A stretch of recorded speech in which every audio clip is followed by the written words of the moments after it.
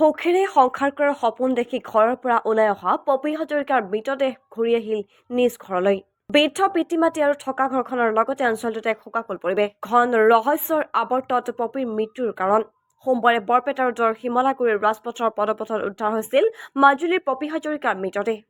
অৰ্ধ উলংগ অৱস্থাত উদ্ধাৰ হৈছিল যুৱতীগৰাকীৰ মৃতদেহ। প্ৰকৃততে কি হৈছিল পপী হাজৰিকাৰ সৈতে? মৃত্যুৰ পিছৰে পৰা পোহৰলৈ আহিছে ন তথ্য।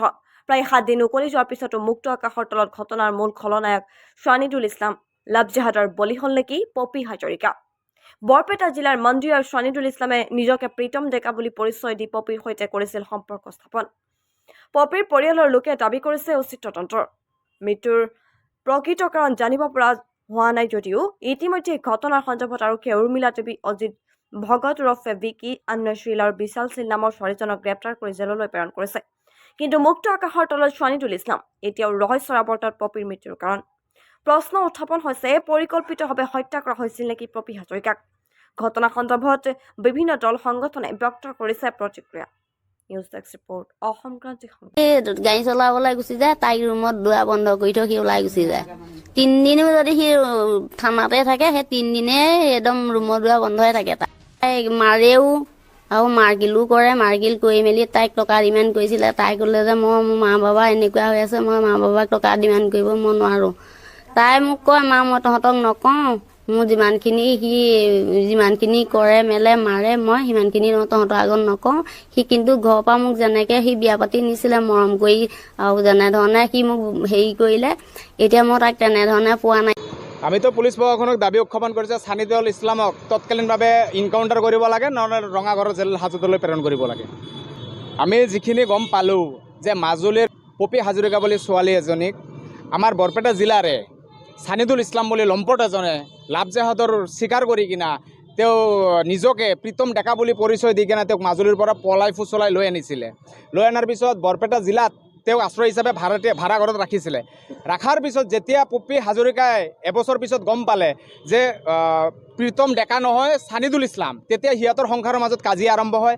কাজিয়া হোৱাৰ পিছত যেতিয়া আমাৰ ধৰ্মত বা কিবা ছোৱালীজনী বিয়া হৈ অহাৰ পিছত কিন্তু সেই ঘৰদাৰ ইমান সহজতে নলয়। তেতিয়া ঘৰৰ মানুহে যেতিয়া আঁকোৱালি লোৱা নাই, ঘৰত কিন্তু ফোনযোগে সিহঁতে জনাইছিলে তেওঁ অত্যাচাৰ কৰাৰ কথা ইতিমধ্যে পোহৰলৈ আহিছে, যে মোক এই ধৰণৰ অত্যাচাৰ কৰে, মোক মাৰপিট কৰে, মা মই ঘৰলৈ গুচি আহিম। তাৰপিছত এই শ্বানিদুল ইছলামে তাক মাৰপিট কৰি কিনা পইচা লাগে বুলি কৈ কিনা ছোৱালীজনক অনৈতিক কাৰ্যত লিপ্ত কৰাইছে। এতিয়া আমাৰ আটাইতকৈ ডাঙৰ কথাটো হ'ল কি, শ্বানিদুল ইছলামে বিয়া কৰাৰ আগত ছোৱালীজনী বেয়া আছিল নেকি? আমি যেতিয়া তদন্ত আৰম্ভ কৰিলোঁ, কোনো বৈদ্য ছোৱালীজনী বেয়া নাছিলে, কোনো ড্ৰাগছ লোৱা নাছিলে, কোনো অনৈতিক কাৰ্যকলাপত লিপ্ত হোৱা নাছিলে। কিন্তু শ্বানিদুল ইছলামে প্ৰীতম ডেকা বুলি পৰিচয় দি হিন্দু যুৱতীক আনি কিনা লাভজেহাদৰ বলি কৰি কিনা আজি ছোৱালীটোক ৰাজপথত মাৰি হত্যা কৰি পেলাই থৈ গ'ল। এইটো আমি হিন্দুৰ কাৰণে কোনো পধ্যে সহ্য নকৰোঁ। শ্বানিদুল ইছলামক গ্ৰেপ্তাৰ কৰিবই লাগিব। অনাগত দিনত আমি কিন্তু তীব্ৰ আন্দোলন কৰিবৰ কাৰণে বাধ্য হ'ম। আৰু পুলিচ প্ৰশাসনে যদি কয় শ্বানিদুলৰ এগেইনষ্টে কোনো FIR কৰা নাই, আমি FIR দিয়াৰ কাৰণে প্ৰস্তুত আছোঁ হিন্দু ৰক্ষা সেনা অসমে। যিখিনি গম পাইছোঁ, জিলা প্ৰশাসনে 4জনক গ্ৰেপ্তাৰ কৰিছে। জিলা প্ৰশাসনে তীব্ৰ গতিত অভিযান আৰম্ভ কৰিছে।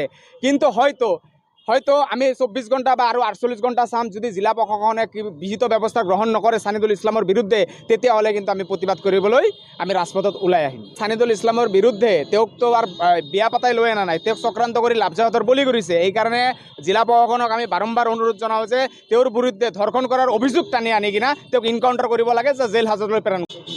নাৰী সুৰক্ষা একেবাৰে নাই, কাৰণ ৰাস্তাৰ দাঁতিত যদি এগৰাকী মহিলাক মৃতদেহ পোৱা গৈছে, সিদিনাখন ৰাতি বৰপেটা ৰোডত ৰাস উৎসৱ চলি আছে আৰু একেবাৰে নাতি দূৰত এই হুলস্থুলীয়া পৰিৱেশৰ মাজত আমাৰ পুলিচ প্ৰশাসন থকা অৱস্থাত এগৰাকী মহিলাক তেনেকৈ ৰাজপথত পেলাই থৈ গৈছে। আৰু এইটো অতি দুখ লগা কথা। পিছত গম পোৱা গৈছে যে ছোৱালীজনীক ড্ৰাগছ পোৱা গৈছিল বা তেনেকুৱা। কিন্তু ড্ৰাগছ কেনেকৈ পালে? ড্ৰাগছটো আমি গম পোৱা মতে ড্ৰাগছৰ বিৰুদ্ধেতো বহুত অভিযান চলিছে। পুলিচ প্ৰশাসনেতো বিভিন্ন ব্যৱস্থা লৈছে, চৰকাৰে বিভিন্ন ব্যৱস্থা লৈছে। এই ব্যৱস্থাবিলাক কি হ'ল? এগৰাকী ড্ৰাগছ সেৱনৰ বলি হৈ মহিলাগৰাকী মৃত্যু হ'ল। তাৰ আগৰ কাহিনীও তেওঁৰ অতি দুখ লগা। আমি পিছত গম পাইছোঁ যে এবছৰ ধৰি তেওঁ বৰপেটা ৰোডত আছিলে বা তেওঁ এগৰাকী মুছলিম ল'ৰাৰ লগত পলাই আহিছিলে, যিটো আমাৰ মাজুলীৰ নিচিনা জাগাৰ পৰা এগৰাকী ছোৱালী, যে মাজুলীত আমাৰ শংকৰদেৱৰ ধৰ্মৰ ব্যাপক প্ৰচাৰ আছে। আমাৰ যিটো সংস্কাৰ, অসমীয়া সংস্কাৰ সংস্কৃতি গোটেইখিনি মাজুলীয়ে প্ৰতিনিধিত্ব কৰে। তেনেকুৱা স্থলত আজি যদি মাজুলীৰ ছোৱালী এজনী এনেকুৱা মুছলিম ল'ৰা এজনৰ চক্ৰান্তৰ বলি হ'ব লগা হৈছে। আৰু চক্ৰান্তৰ বলি আমি এইকাৰণে ক'ম, কাৰণ তেওঁৰ আধাৰ কাৰ্ড যেতিয়া নকল কৰা হৈছে, হিন্দু বুলি উলিয়াইছে, এইটো হিন্দু বুলি আমি হিন্দু লাভ জেহাদ কিবা আমি নকলেও পাৰোঁ, কিন্তু এগৰাকী মানুহ যেতিয়া আধাৰ কাৰ্ড যেতিয়া কোনোবাই ডুপ্লিকেট বনায়, জালিয়াতি কৰিব পাৰে, সেই আধাৰ কাৰ্ড জালিয়াতি কৰা ৰাস্তাটো কোনটো, সেইবিলাক আমি বন্ধ কৰিব লাগে। মই চাইছোঁ, বহুত জেগাত চাইছোঁ, আধাৰ কাৰ্ড জালিয়াতি কৰিব পাৰে, পান কাৰ্ড কৰিব পাৰে, এইবিলাক যদি কৰিবই পাৰে চৰকাৰে কি ব্যৱস্থা কৰি আছে? আচল শিপাডালটো তাতেই আছে না। ছোৱালীজনীয়ে নিশ্চয় আধাৰ কাৰ্ডখন চাইছিল, আৰু আজিকালি প্ৰত্যেক মানুহৰে আধাৰ কাৰ্ডটো বাধ্যতামূলক। আধাৰ কাৰ্ডটোত নাম থাকে, তাৰ পিছত ছোৱালীজনী বলি হৈছে। এইটো তাত ছোৱালীজনীৰ নিশ্চয় দোষ নাছিল। এটা বয়সত গৈ পেলাই চবেই লাইফ পাৰ্টনাৰ বিচাৰে, তেওঁ হয়তো বিচাৰিছিল, কিন্তু এনেকুৱা এটা ষড়যন্ত্ৰৰ বলি হৈছে। তাৰ কাৰণে আমি দুখিত। তেওঁক আমি উপযুক্ত শাস্তি দিয়াটো বিচাৰোঁ, যোনে অভিযুক্ত। আমাৰ সনাতনী সংস্কৃতিৰ এগৰাকী মহিলাই কেতিয়াও মুছলমানৰ ঘৰত তেনেকৈ থাকিব অলপ দিগদাৰ পায়, বা তেওঁক যদি নিজা ইচ্ছাত গৈছিল বেলেগ কথা আছিল, কিন্তু তেওঁক আভুৱা ভৰা হৈছিল, আৰু এই ষড়যন্ত্ৰৰ জালত পৰি ছোৱালীগৰাকী মৃত্যু হ'ল। আৰু এইটো আমাৰ কাৰণে অতি দুখ লগা কথা। আৰু আমি আজি বৰপেটা ৰোডত যিটো ঘটনা ঘটিছে, এইটো চালে আমি বৰপেটা ৰোডত কেনেকৈ ঘূৰি থাকিম? দিন ৰাতি আমি কাম কৰি থাকোঁ। মহিলাসকল আমি এনি টাইম বৰপেটা ৰোডত চব সময়তে ওলাই থাকোঁ।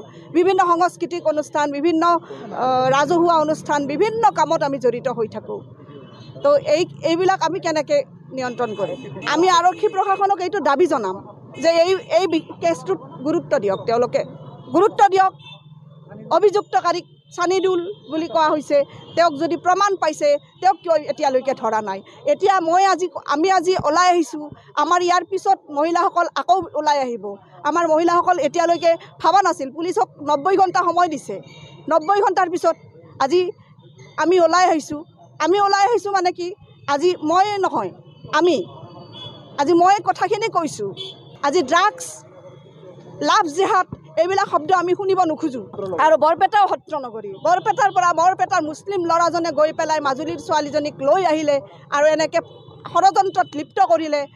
এইবিলাক আমি কিমানখিনি সুস্থ অৱস্থাত আছোঁ, এইটোৱে প্ৰতিপন্ন কৰে যে আমি সুস্থ অৱস্থাত নাই, একেবাৰে নাই। আমাৰ যিকোনো সময়তে দুৰ্ঘটনা ঘটিব পাৰে, যিকোনো সময়তে আমি ছোৱালীবিলাক যাৰ যিকোনো পৰ্যায়ত বলি হ'ব লগা হ'ব পাৰে।